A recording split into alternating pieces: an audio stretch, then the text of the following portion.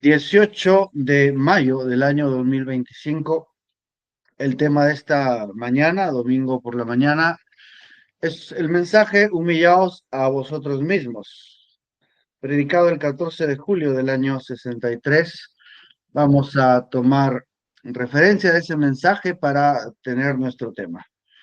Oremos primero. Amado Creador, Padre nuestro, tú eres el Rey de los cielos y de la tierra y el justo juez de toda existencia, Señor. Padre amado, en estos tiempos turbulentos, queremos, Señor, entrar detrás de la puerta para estar resguardados esperando aquel día del arrebatamiento. Levántanos, Señor, en la estatura del varón perfecto para estar contigo en aquel día y nuestras familias. Lo rogamos, Señor, en el nombre de Jesucristo, tu Hijo amado, que tú nos hables esta mañana para nuestra edificación, que podamos convertirnos en la palabra que recibimos, porque en el nombre de Jesucristo lo pedimos. Amén. Y mis queridos hermanos, Filipenses capítulo 2, versículo 1 dice: por tanto, si hay alguna consolación en Cristo, si algún consuelo de amor, si alguna comunión del Espíritu, si algún afecto entrañable, si alguna misericordia, completad mi gozo, sintiendo lo mismo, teniendo el mismo amor, unánimes, sintiendo una misma cosa. Nada hagáis por contienda o por vanagloria, antes bien con humildad, estimando cada uno a los demás como superiores a él mismo, no mirando cada uno por lo suyo propio, sino cada cual también por lo de otros. Haya pues en vosotros este sentir que hubo también en Cristo Jesús, el cual siendo en forma de Dios, no estimó el ser igual a Dios como cosa a que aferrarse, sino que se despojó a sí mismo, tomando la forma de siervo, hecho semejante a los hombres, y estando en la condición de hombre, se humilló a sí mismo, haciéndose obediente hasta la muerte y muerte de cruz. Por lo cual Dios también le exaltó hasta lo sumo y le dio un nombre que es sobre todo nombre, para que en el nombre de Jesús se doble toda rodilla de los que están en los cielos y en la tierra y debajo de la tierra, y toda lengua confiese que Jesucristo es el Señor, a la gloria de Dios Padre. Dios bendiga su palabra. Últimamente estamos recibiendo excelentes mensajes de parte de nuestro hermano John. Eh, es cosa graciosa como el espíritu, no graciosa en el sentido jocoso, sino en el sentido de la gracia y la coincidencia que Dios tiene. En una ocasión estábamos conversando con Juan Diego acerca de un tema y entonces empezó la prédica de nuestro hermano John y nos quedamos atónitos de cómo exactamente le estaba predicando lo que acabábamos de conversar con Juan Diego. No sé si Juan Diego llamó a John para comentarle, pero es que Dios es el que está guiándonos, prácticamente empujándonos, porque vemos por los acontecimientos que están pasando en el mundo que el tiempo se ha acercado ya demasiado. Entonces, este tema, humillaos a vosotros mismos. Y la pregunta, ¿por qué falta el avivamiento en las congregaciones y en las vidas personales? Vamos a tratar de responder. He recibido observaciones de algunos hermanos, de algunos ministros. ¿Por qué no se ven sanidades? ¿Por qué no se ven milagros? ¿Por qué no hay lenguas y visiones y las manifestaciones que antes había? Bueno, vamos a tratar de responder. Todo avivamiento ha comenzado por la humillación personal ante Dios, ya sea individual o colectivamente. Las grandes manifestaciones y movimientos del Espíritu Santo que significaron algo en el avance en el reino de los cielos y un cambio radical en la obra del Espíritu en la historia, siempre han sucedido en medio de la decadencia espiritual de la sociedad de cada edad. Y entonces la humildad propia ante Dios, aunque no vista ni alabada públicamente, siempre ha sido el verdadero precedente. Ustedes pueden ubicar Lo más cercano en la historia es el avivamiento de la calle Susa. Era gente de color que habían votado de las iglesias, eh, las que iniciaron ese movimiento. Estaban reunidos en una iglesia presbiteriana que les permitía estar allí y simplemente el avivamiento empezó, pero en medio de gente que había sido despreciada y gente que estaba humillada delante de Dios, ya que no sabían qué estaba pasando, no tenían algo claro, no se había dado el despertar de los dones después de tantos años de inactividad en el área de los dones. Así que esa gente estaba realmente humillada ante Dios. Y ese es el verdadero precedente. No estamos diciendo que la gente sea orgullosa o vanidosa de su religión, aunque eso siempre ha existido, pero entre nosotros espero que no. No se trata de ese tipo de humillación que hablamos de rendir el orgullo, es algo más. Siempre se ha hecho énfasis en la educación de una madre, en el caso de Wesley, en la devoción de un padre, en el duro aprendizaje personal, en las grandes renuncias que hombres y mujeres del pasado tuvieron que enfrentar de cara a los grandes movimientos del espíritu. Pero poco, casi nada, se ha hablado del verdadero inicio de todo, la humillación propia ante Dios. Estamos ante ese momento crucial cuando la historia parece estar en su final o en un avance hacia ello, donde las profecías apocalípticas parecen estar llegando a su culminación o quizá no. En estos tiempos de confusión, nada es más importante que humillarnos ante Dios. La verdadera humildad nace de la contemplación o revelación del infinito amor de Dios que hace victoriosa a la misericordia sobre su perfecta y santa justicia. Nuestro destino natural hacia el lago de fuego, cambiado por predestinación aún antes de que naciéramos, no cabe en nuestro entendimiento por más elevado que fuera. Solo podemos aceptar que fue por un inmerecido e infinito amor de parte del Creador. Por ello, la preeminencia del amor está descrita. Primera de Corintios 13:2, si tuviese profecía y entendiese todos los misterios y toda la ciencia, y si tuviese toda la fe de tal manera que trasladase los montes, ven, hasta aquí tenemos un perfecto pentecostal, lleno de los dones y del espíritu y del conocimiento, pero dice, y no tengo amor, nada soy. Hemos recibido que toda la lucha de la gracia en nuestro corazón está en lo referente a entender que nada podemos hacer por nosotros mismos. Salmo 100, versículo 3 dice, reconoced que Jehová es Dios. Él nos hizo y no nosotros a nosotros mismos. Pueblo suyo somos y ovejas de su prado. Este versículo no es de referencia alegórica, sino exacta, verdad en los hechos. Somos hechura suya, no nuestra. Todo lo que somos, todo lo que tenemos, todo lo que seremos es su obra y nunca nuestro esfuerzo, mérito y en especial. No se trata de lo que aprendemos, de lo que sabemos. Somos lo que creemos y eso porque nos ha dado de su fe, la cual nos ha hecho lo que somos en Cristo.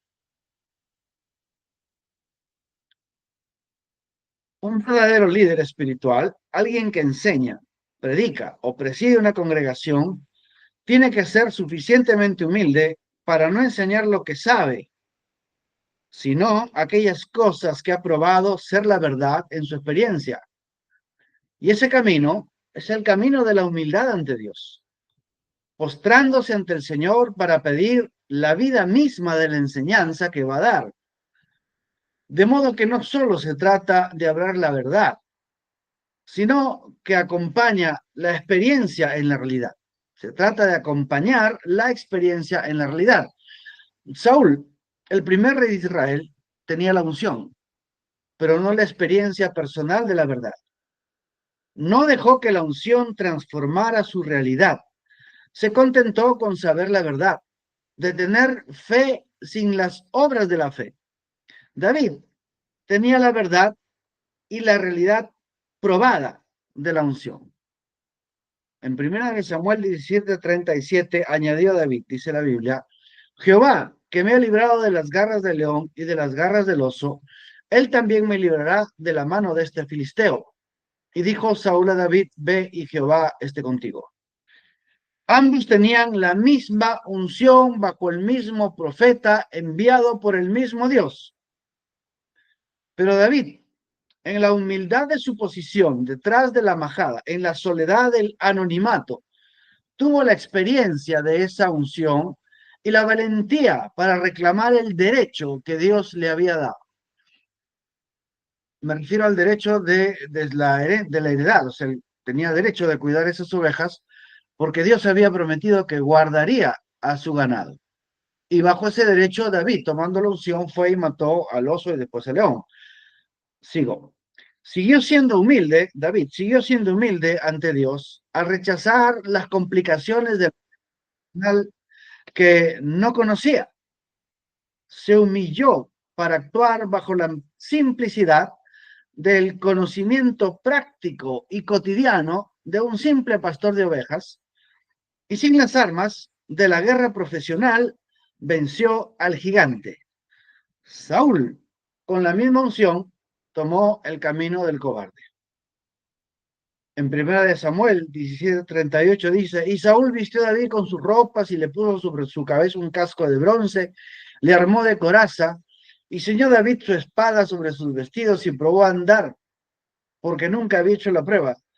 Y dijo David a Saúl, yo no puedo andar con esto, ni siquiera podía caminar, porque nunca lo practiqué. Y David echó de sí aquellas cosas y tomó su cayado en su mano y escogió 5 piedras lisas del arroyo y las puso en su saco pastoril y en el zurrón que traía, y tomó su honda en su mano y se fue hacia el filisteo. El mensajero dijo que esa honda era la simple oración, que con eso se podía derrotar a los gigantes intelectuales de este día. Dijo que la palabra tiene la respuesta al reto de la hora, de cada movimiento del enemigo en el mundo. Y encontrar esa respuesta de la palabra empieza en la humillación propia ante Dios.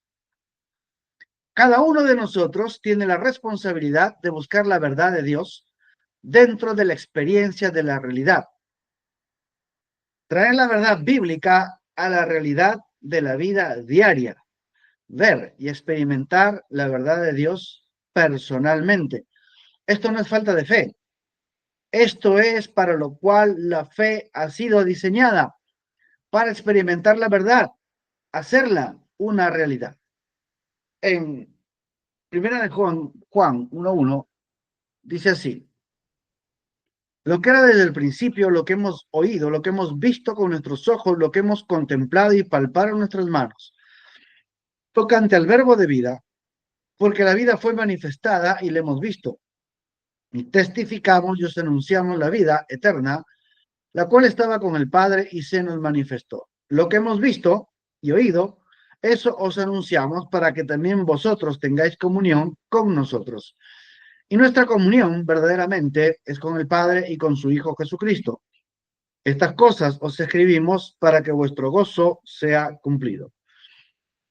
Tanto Santiago como Juan les escriben a los creyentes judíos, aquellos que salieron del pacto de la ley, expulsados de las sinagogas, dispersos entre diferentes culturas con diferentes deidades y filosofías, casi sin identidad en el mundo. Pero Juan los quiere llevar a una identidad mayor, a aquellos que son libres por la verdad y conocen en la experiencia esa verdad. Quiere que conozcan su identidad en Cristo, la cual es real, no ficticia, imaginaria, o relativa a una cierta nación o país, sino a realidades celestiales. Veamos su introducción. Lo que vimos con nuestros ojos, no con el alma, la imaginación, el entendimiento filosófico, sino con los ojos materiales que captan la realidad objetiva del mundo físico. Lo que sus ojos vieron, manos de carne y hueso tocaron, como por ejemplo la multiplicación de los panes y los peces, como darle la mano a Lázaro el resucitado, como estar conmocionados por la multiplicación de los peces en la red, como el toque de Tomás, como el mismo Juan se recostó en el pecho de su maestro resucitado. No eran fantasías, no eran conceptos, eran realidades. La verdad había incursionado en el mundo de lo real. Pero Juan no cuenta estas cosas para que admiremos su experiencia, sino que relata estas cosas con un objetivo claro, para que también vosotros tengáis comunión con nosotros. Cuidado con esa palabra. La única forma de tener comunión con los apóstoles sin caer en el espiritismo de comunicarnos con los muertos es si nosotros podemos pasar por el mismo tipo de experiencia que ellos. Esa es la comunión que habla Juan, de tener la misma experiencia. Aquellos que recibieron el Espíritu Santo por la imposición de manos de Pablo, tuvieron comunión con los apóstoles porque pasaron por la misma experiencia del nuevo nacimiento. Todo aquel bautizado en el Espíritu tiene comunión con ellos también. Así es, se trata de pasar la misma experiencia. Bien, el asunto de todo esto es que para traer esa verdad infalible de las promesas de Dios a la realidad tangible de nuestra experiencia, comienza con Dios, quien diseñó la experiencia en primer lugar, sea transformación, cambio de naturaleza, sanidad, visión, manifestación, discernimientos, sea lo que sea, todo es por fe y para fe, como está escrito. Y Él es el autor y consumador de nuestra fe. Entonces, es acercándonos a Él, pero no bajo los dominios del conocimiento intelectual de la verdad, no bajo los aportes del sacrificio personal, sino que acercarnos a Dios tiene que ver con humillarnos a nosotros mismos. En el párrafo 39 de este mensaje dice, acerquémonos todos más a Dios, humillándonos a nosotros mismos. Estas palabras del profeta marcan la pauta. Acercarse a Dios, caminar con Él, tener comunión, todas estas cosas son únicamente posibles en el ámbito de la humildad, la humillación personal ante Dios.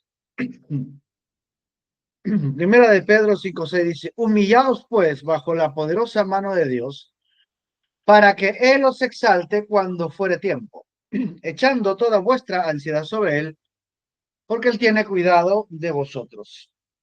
Y en el Salmo 138:6 dice, porque Jehová es excelso y atiende al humilde, mas al altivo mira de lejos. Humildad empieza por entender que aquellas cosas que sabemos no serán traídas a la realidad por el hecho de que las sabemos. Repito esa parte. Aquellas cosas que sabemos no serán traídas a la realidad por el hecho de que las sabemos. Hoy, tantos ministros sinceros quieren conocer y saber, enredados en la palabra y versículo con versículo, tratando de entender lo más profundo del idioma, las genuflexiones gramaticales y los vericuetos históricos y referenciales de cada versículo, y tratando con lo mejor de su entendimiento llegar a conocer la verdad. Y lo único que pueden hacer con ella es discutir. Conocen la verdad y solo la pueden emplear para discutir, pero no pueden traer a existencia un tarro de leche o mover una nube con la palabra, ni hablar de resucitar un muerto. La manera de acercarse a Dios es humillándonos a nosotros mismos delante de Él, reconociendo que únicamente es Él quien trae a cumplimiento su palabra. Esa es la fe original de Abraham, creer que Dios es poderoso para cumplir cada promesa que Él ha hecho. Pero hoy tenemos maestros que apoyados en las filosofías de desarrollo personal, crecimiento personal y diferentes ideologías humanas, tratando de descubrir cuál era la técnica de David para profetizar. ¿Cómo entraba en la visión Eliseo? ¿Cómo Daniel consiguió conocer el misterio? ¿Cómo interpretó José los sueños? Investigan la palabra para dar con la técnica. ¿Cuántos días ayunó Jesús para regresar en el poder del Espíritu? Luego que encuentran los datos, tratan de reproducirlos en su conducta, hacerlos en su experiencia, aplicarle metodología, olvidándose que fue Dios mismo el que inició el proceso y se necesitará del mismo comienzo para lograr el mismo final. Si Jesús ayunó 40 días, fue porque primero le llevó el Espíritu al desierto. Si cualquiera inicia su ayuno de 40 días sin que el mismo Espíritu que llevó a Jesús al desierto lo lleve a él, regresará, sí, pero no en el poder del Espíritu Santo, sino en el poder de un espíritu de confusión y con una doctrina de demonios para enseñar. Esa es la triste realidad del mundo pentecostal hoy día. Repetir técnicas. Nadie sería tan loco de colocar a un bebé en una canasta de mimbre y dejarla flotar en el río Nilo en medio de los cocodrilos, esperando que una joven millonaria lo encuentre y lo adopte llamándolo Moisés. Nadie estaría tan loco de construir un arca para que vengan a vivir los animales como Noé. Pero esas mismas personas cometen exactamente esa misma locura haciendo los ayunos de Daniel, componiendo salmos para profetizar, realizando las técnicas de Balaam, las técnicas de Elías, de Eliseo, y cuánta obra pueden conocer. Pero sin que Dios inicie el mover, no llegarán a ningún lado provechoso. Dentro de estas mismas personas no tardan en colarse doctrinas secretas, como que te unja un judío con vino para que tengas prosperidad, venderte semillas de mostaza encapsuladas en acrílico, bolsitas con tierrita de Jerusalén para la protección y el dólar ungido para la billetera, que si lo llevas allí siempre estará llena. Hermano, estas cosas no se practican en la calle, entre gente ignorante. Son cosas que suceden en grandes y tradicionales iglesias pentecostales. Sus propios ministros te venden estas cosas. No, no hablo de sectas raras como Dios es amor y esas cosas del camino de la sal. No, no, no, no. Te hablo de iglesias tradicionales, asambleas de Dios, iglesias de Dios, de la profecía, lo solo Jesús. Y estas cosas se practican ahí. A estas cosas se llega si Dios, el Dios que actuó para iniciar algo, esté con nosotros, iniciando nuestro movimiento. Si nosotros queremos, como congregación, vivir la vida en el Espíritu, con las infalibles promesas de Dios cumpliéndose en cada nacido de nuevo, lo primero es humillarse uno mismo ante Dios. Humildad primero para limpiarnos, no precisamente de las cosas inmundas de la carne, eso es obvio. Pero ¿qué de esos pequeños tesoros de sabiduría? Esos conocimientos especiales, esas doctrinas que nos distinguen de los demás. Todas estas cosas no son nada más que el recipiente de un contaminante orgullo y vanidad espiritual. Necesitamos humillar todos nuestros logros, sabiduría, entendimiento, intelecto y todo lo que esté dentro nuestro. Necesitamos una limpieza absoluta de nosotros mismos, despojarnos de nuestra personalidad, de nuestro estilo, de nuestro yo, y especialmente despojarnos de la posición a la que pensamos que hemos llegado en Cristo. Esa posición que no está produciendo las verdades infalibles de la palabra, dejándolas únicamente en conocimiento intelectual inerte, 2 veces muerto y 3 veces ineficaz. En el párrafo 75, el profeta Isa tiene que venir por la vía de la limpieza de nuestros corazones de toda malicia e iniquidad para poder ser puros delante de Dios, para que Él pueda obrar su puro y santo espíritu a través de nosotros para traer a cumplimiento estas cosas. No es el método, no es la técnica, Dios tiene que traer a cumplimiento estas cosas. Es nuestra responsabilidad reconocer que solamente Dios es quien puede operar y cumplir su palabra en nosotros, no nuestro esfuerzo y conocimiento, sino nuestra humildad y reconocimiento de su poder. Como dijo el salmista, una vez habló Dios, dos veces he oído esto, que de Dios es el poder. Cuando nos humillamos bajo su poderosa mano, es para que Él actúe, no para que nosotros logremos algo, no para que nuestras técnicas espirituales operen un poder desconectado de Dios, como si fuera la electricidad o la magia. No somos brujos, somos creyentes. Nos humillamos bajo su poderosa mano porque sabemos que el poder está en Él, no en la oración, no en el conocimiento, sino en el mismo que dio la promesa. En ese mismo está el poder de cumplimiento, porque Él dijo, separados de mí, nada podéis hacer. En el párrafo 76, el profeta dice, y Dios solamente puede operar a medida que nosotros le permitimos a Él que opere. Debí poner esto acá. Eso significa que no se trata de que nosotros lograremos algo. Yo voy a orar para lograr algo. No, voy a someterme a la oración para que Dios opere en mí su poder y que suceda tal cosa. Sigo. Repito, y Dios solamente puede operar a medida que nosotros le permitimos a Él que opere. Ustedes saben, gente, la gente quiere poder y en realidad ellos no saben lo que es poder, ¿ven? Ellos realmente no saben lo que le acompaña. El camino hacia arriba es hacia abajo, siempre. Si usted quiere poder, vea qué tan humilde usted puede hacerse.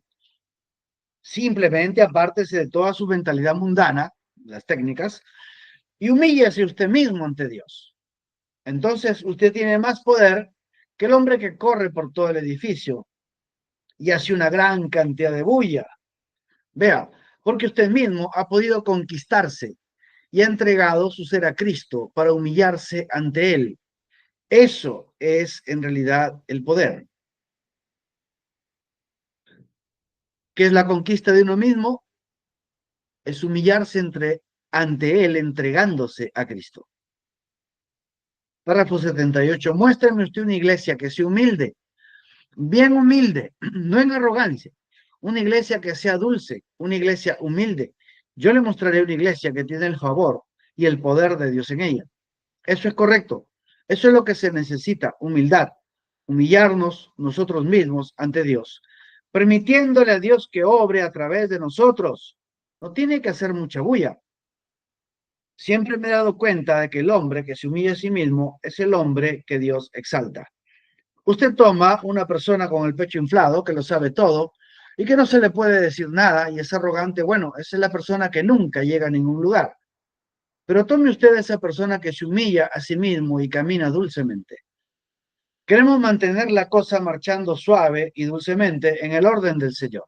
Así que solo recuerde que la parte suya puede que sea el resorte principal o puede ser la pequeña, alguna pequeña manecilla o alguna partecita o la corona de dar cuerda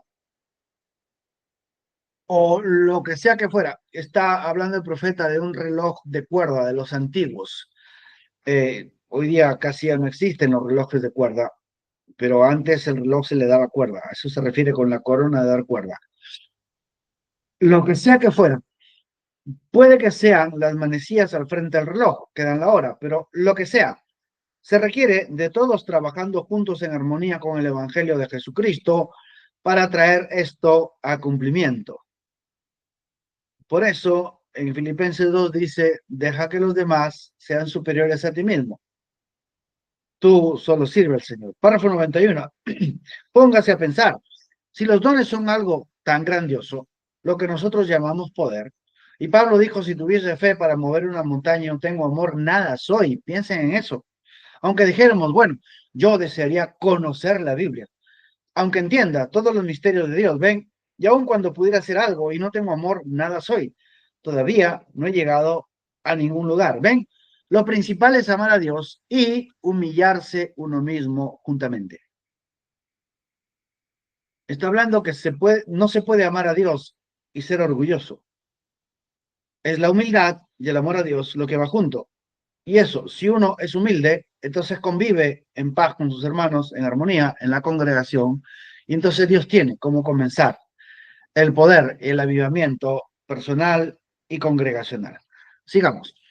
El problema que tenemos entre nosotros es las filosofías de hágalo usted mismo. Debe conocer. Esas son las filosofías que usted encuentra en todas partes. No, arme usted su propia cómoda, arme usted su propia cama, compre este ropero, ármelo usted mismo. Y luego cuando tratas, después tienes que llamar y pagar a un técnico para que lo arme, porque lo que tú haces, ese problema debería. Hágalo usted mismo, usted solo puede. Bien, ese es el problema. Hágalo usted mismo. Esas filosofías han entrado al mensaje. Tenemos tanto falso ministro, predicador de técnicas, que perdemos el norte ante las supuestas evidencias de su voz religiosa. Sus ayunos, yo ayuné y logré tal cosa, estuve orando y desesperando para conseguir tal cosa, y esto es lo que conseguí y lo exhiben como trofeo. Tanto vemos de eso que nos confundimos. Ante tal cantidad de ideologías, muchos piensan que yo, estoy hablando de mí, muchos piensan que yo enseño la pereza espiritual de la fe. Duerman, no hagan nada, que Dios hará todo. No ayunen, no oren, no busquen a Dios, que Dios los buscará a ustedes. Si eso es lo que hemos entendido, realmente no estamos escuchando el espíritu de la enseñanza. Arreglemos eso. Dos extremos son el activismo religioso de las obras, el otro extremo es la inactividad perezosa de la fe, inactiva y muerta. Nosotros estamos en el medio exacto de la obediencia a la guía del espíritu. Obediencia es acción, pero para obedecer lo que nos manda el Espíritu de Dios, no lo que yo sé, no lo que yo aprendí, no lo que me contaron, no lo que hizo fulano, que me manda a mí el Espíritu de Dios, eso tengo que obedecer. Acción que no tiene mérito personal, pero es la acción que nos hace uno con Dios en el propósito de su voluntad. La obediencia de Moisés levantando la vara y Dios en Moisés dividiendo el mar. Esa es la obediencia de Lucas 17. Esa obediencia que nos une con Dios. Romanos 8:13 dice, porque si vivís conforme a la carne, moriréis. Si vives conforme a las técnicas religiosas, vas a morir. Mas si por el Espíritu hacéis morir las obras de la carne, el yo puedo, yo quiero, yo hago, yo. Si por el Espíritu hacéis morir las obras de la carne, viviréis. Porque todos los que son guiados por el Espíritu de Dios, estos, no nosotros, sino estos que son guiados por el Espíritu de Dios, son hijos de Dios. No los practicadores de técnicas, sino los que practican lo que el Espíritu les guía. Siguiendo al Espíritu, tenemos poder para vencer a la carne, poder y autoridad contra las obras del diablo, victoria sobre Satanás, poder de cumplimiento de toda promesa de la palabra. El Espíritu nos guía, nos manda. Él ha iniciado el movimiento, nosotros actuamos, no como se nos da la gana, sino como se nos ha mandado por el Espíritu. La naturaleza y el poder de la obediencia está en nosotros. Actuamos, obedecemos, oramos, ayunamos, hacemos las cosas que manda el Espíritu. Entonces sucede, se cumple, la victoria se establece, la promesa aparece, se manifiesta, así es. Y para que esto funcione, el que obedece debe humillarse a sí mismo. Veamos algo importante. Génesis 5:24.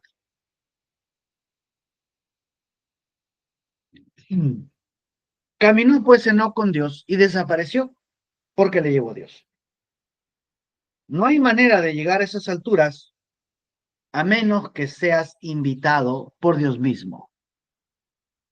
Cualquier persona que camine en las alturas con Dios, en el poder y el secreto de Dios, es porque Dios lo puso allí y no porque esa persona haya logrado esa posición o trabajado, trabajado para subir allí.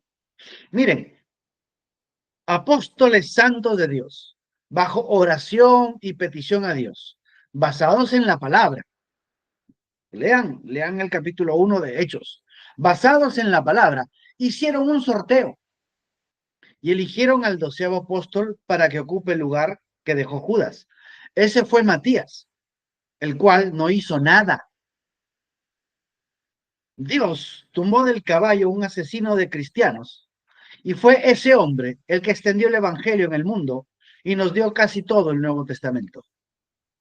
El hombre escogió a Matías, Dios escogió a Pablo. Matías tenía todas las condiciones y fue invitado por los hombres, pero Dios invitó a Saulo de Tarso, el asesino y blasfemador.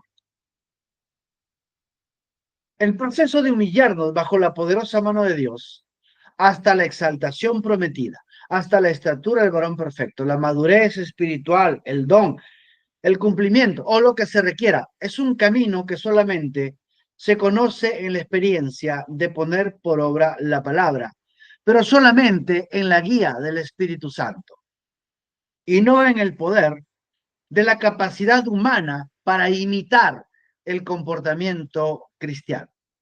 Yo voy a dar 40 días como Jesús. ¿Por qué? Porque yo lo he leído y voy a imitar ese comportamiento. Y entonces tengo que regresar en el poder del Espíritu. No, vas a regresar en el poder de la anemia, que Dios sabe Dios lo que te puede pasar al ayunar 40 días y el Espíritu Santo no te está mandando a hacer eso. Nosotros empezaremos, vamos a ver el proceso, ¿sí? ¿Cómo realmente se hace la cosa correctamente?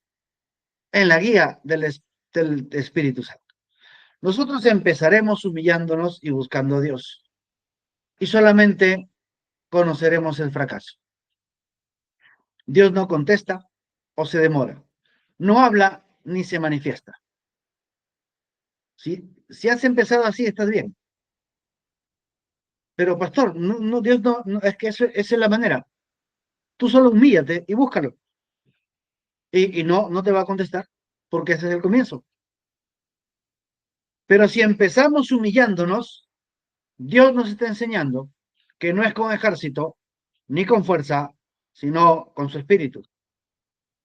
En el crisol que mezcla el fuego del anhelo por Dios con la humildad, porque tú anhelas de Dios, anhelas tu sanidad, anhelas tu bendición, anhelas tu nuevo nacimiento, anhelas salir del problema en que estás. Es correcto, y te humillas ante Dios, mezclas ese anhelo con la humildad de saber que solo Dios te puede sacar de allí, o solo Dios te puede levantar. Entonces, allí, en esas frustraciones de que tú estás buscando de Dios, anhelando de Dios y humillándote y no pasa nada, Dios te enseña que no es del que corre, ni del que quiere, sino solo de Dios que tiene misericordia. Es una enseñanza que tenemos que aprender. Este crisol durará el tiempo de sufrimiento, de acuerdo con la cantidad de escoria de autoconfianza que tengamos en el alma. Dios enseñándonos a cada paso que es su obra y no la nuestra. La desesperación del alma sincera empieza a solamente confiar en Dios y no en sus fuerzas, no en que yo puedo orar, no en que yo puedo pasarme toda la noche orando, no en que yo pongo mi alarma y me levanto a las 3 de la mañana a orar. No es eso, a menos que el Espíritu Santo te diga, pon tu alarma a las 3 de la mañana, estás obedeciendo al Espíritu, eso es diferente. Pero ¿qué está pasando? Que Dios nos está enseñando que separados de Él, nada podemos hacer. Que si algún cambio tiene que haber en nosotros, Él y solo Él, únicamente Él, es quien hará el cambio por medio de una creación espiritual de esa facultad dentro nuestro.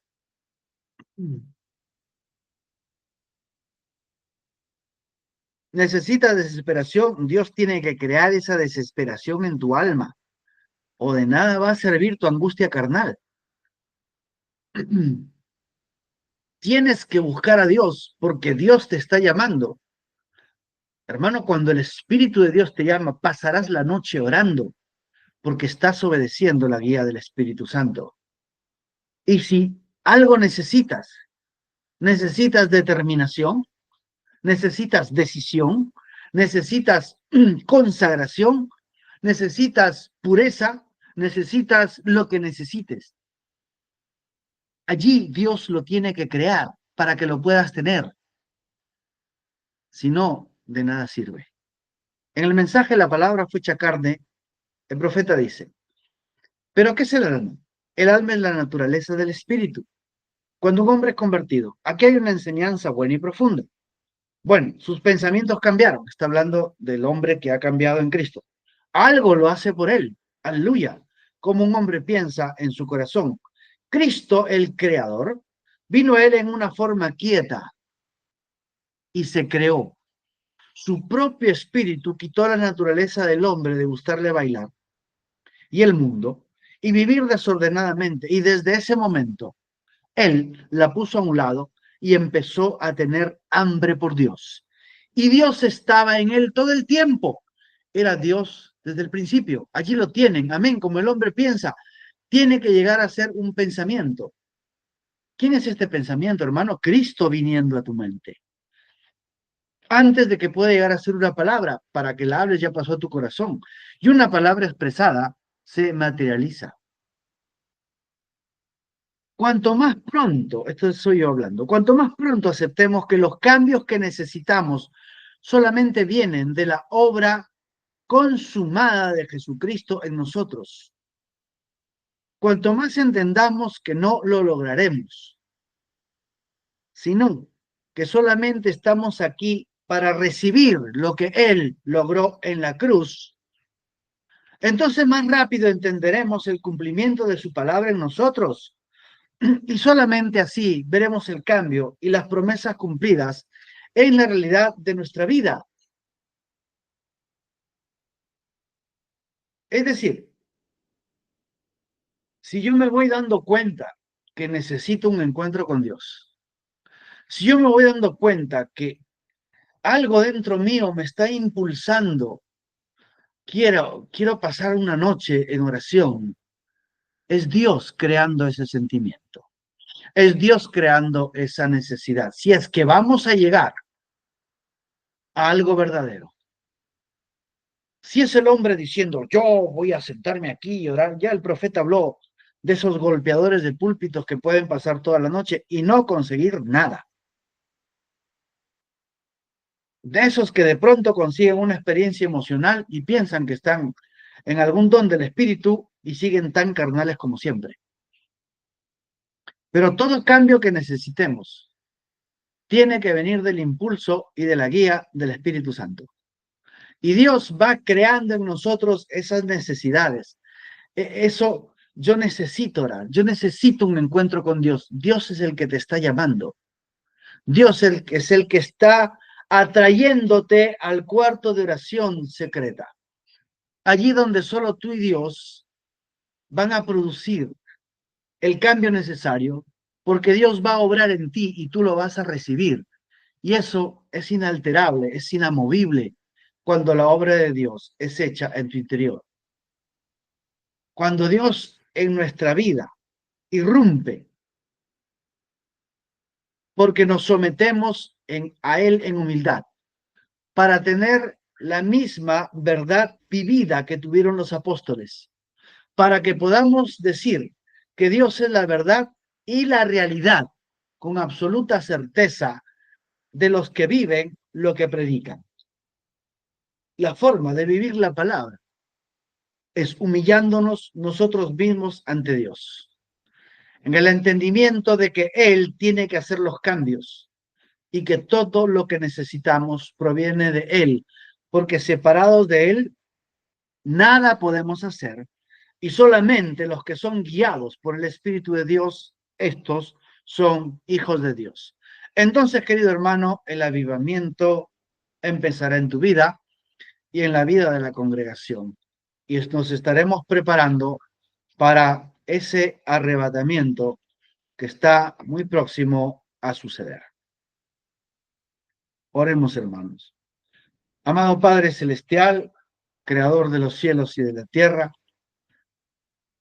Señor, tú eres Dios sobre todas las cosas.